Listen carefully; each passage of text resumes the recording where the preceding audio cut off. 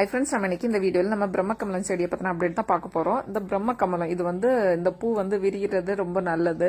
நம்ம இந்த பிரம்மகமலம் பூ விரியும் போது நம்ம அதை பார்க்கறது ரொம்ப நல்லது அப்படின்னு சொல்லுவாங்க. அது மட்டும் இல்லை, இது சிலர் இதுக்கு பூஜை எல்லாம் பண்ணி வழிபடுவாங்க. அதாவது பிரம்மனோட அந்த படைப்பு அப்படின்ட்டு சொல்லுவாங்க இதை.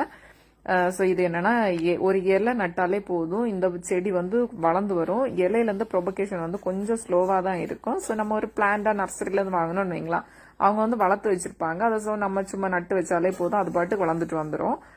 இல்லாமல் நம்ம ஒரு இலையை உடச்சி சும்மா நட்டு வச்சிங்கன்னா இது க்ரோ ஆகி வளர்றதுக்கு ஒரு 3 மாசத்துக்கு மேலேயே ஆகும்.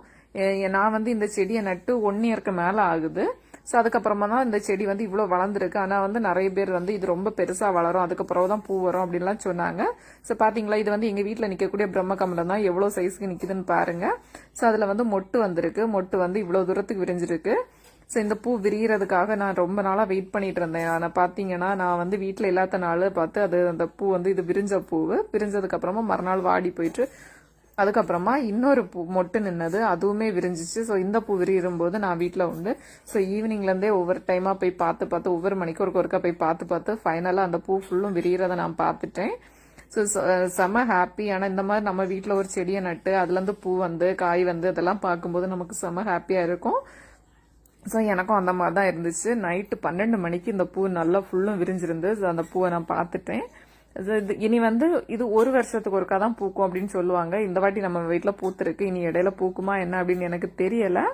ஸோ இனி நெக்ஸ்ட் இயர் தான் பூக்குமா இல்லை அடிக்கடி பூக்குமா அப்படின்னு சொல்லிட்டு நம்ம எக்ஸ்ட்ரீம் நம்ம லைஃப்ல என்ன நடக்குதோ அதை வச்சு தானே நம்ம சொல்ல முடியும்.